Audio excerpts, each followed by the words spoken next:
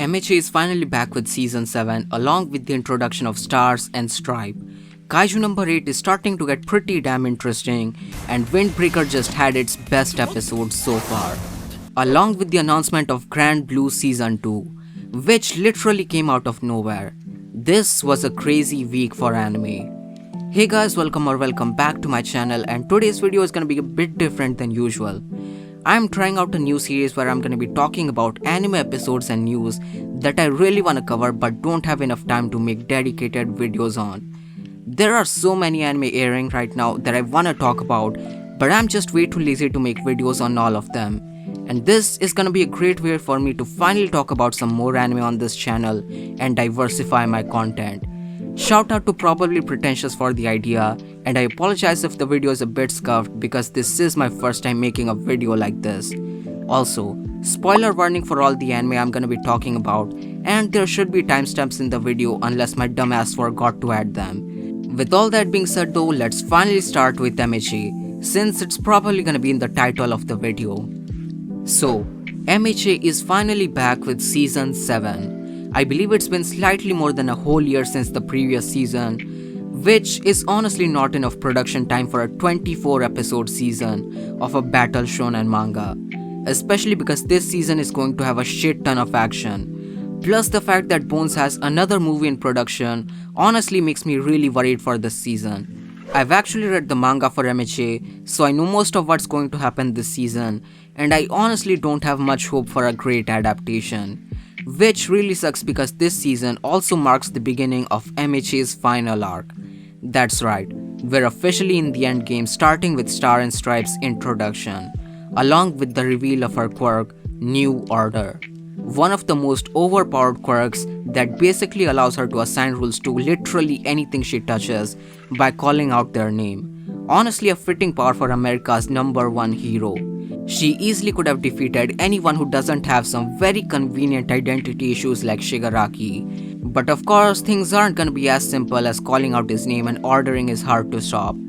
The animation is honestly pretty good in this debut episode, but sadly neither the art nor the animation can do justice to Horikoshi's amazing art. This fight had some honestly incredible panels, which look pretty bland in the anime.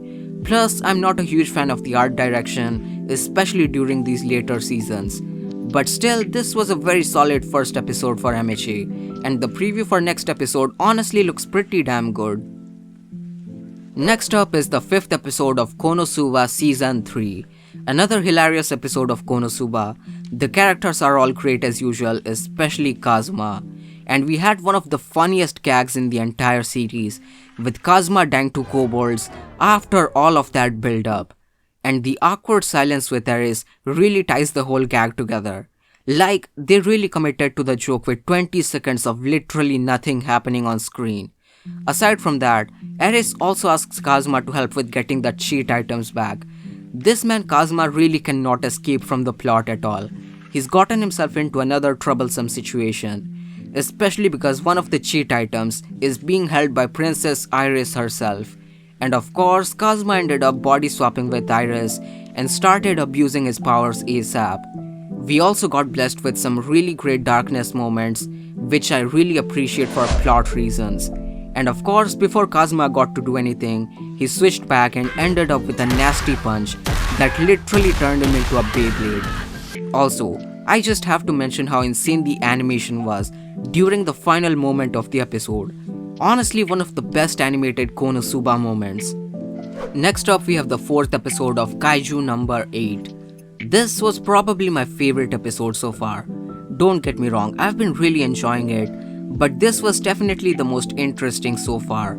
All the previous episodes felt like stuff I'd seen in a lot of other shonen anime, just a bit sillier, but we finally got some pretty interesting plot developments in this episode.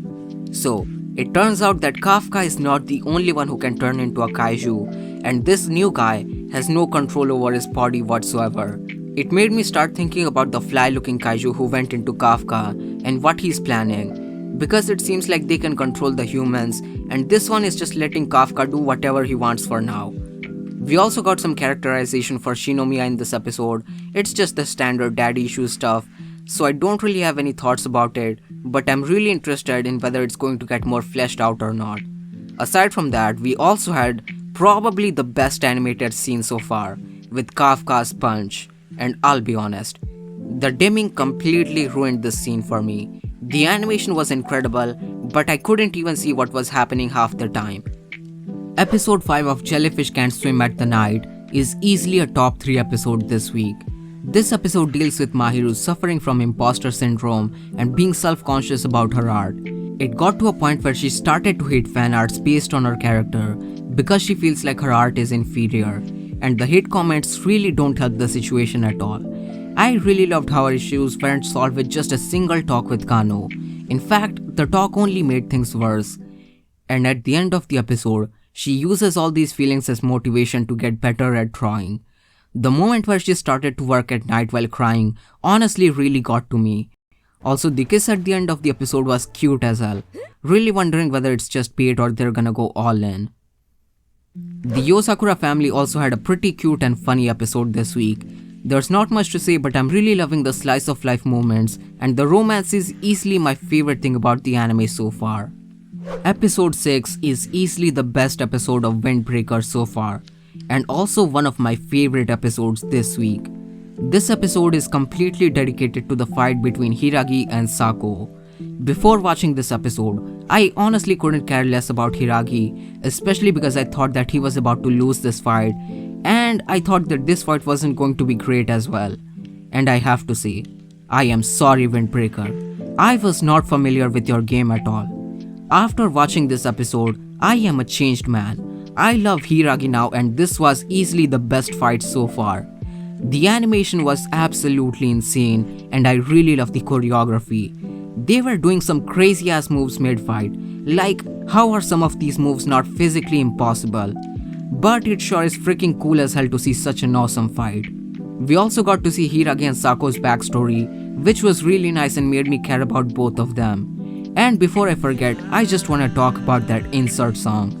I always have a soft spot for insert songs, and I'm just glad to see that it did not disappoint at all.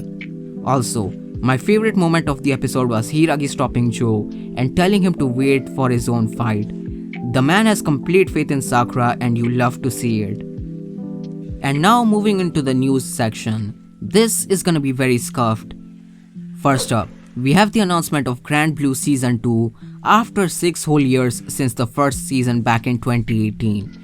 It is easily one of my favorite comedy anime, and I had basically no hope for a continuation, but holy shit, we are actually here. Next up, we finally got a trailer for the new Monogatari sequel. I'm currently not caught up with the series, so I didn't watch the trailer, but I did see some screenshots, and it seems like Shaft is cooking as usual. Next up, we have the announcement of a full anime adaptation of Yaiba, which is being done by Studio Vid. And if you don't know about Yaiba, it's written by Gosho Aoyama, the author of Detective Conan. Apparently this is going to be a remake, and the original anime came out more than 2 decades ago, but I personally haven't seen it. I saw some leaks saying that the staff list for this remake is incredible, and that just gets me really excited to watch it. Gosho Aoyama is honestly a really great writer, so I'm really interested to see what kind of story he was writing before Detective Conan. And that is pretty much all I have for this week in Spring 2024 anime. Once again, massive shout out to Probably Pretentious for the idea. With all that being said though, leave a like on the video if you enjoyed it, and consider subscribing to the channel for more anime content.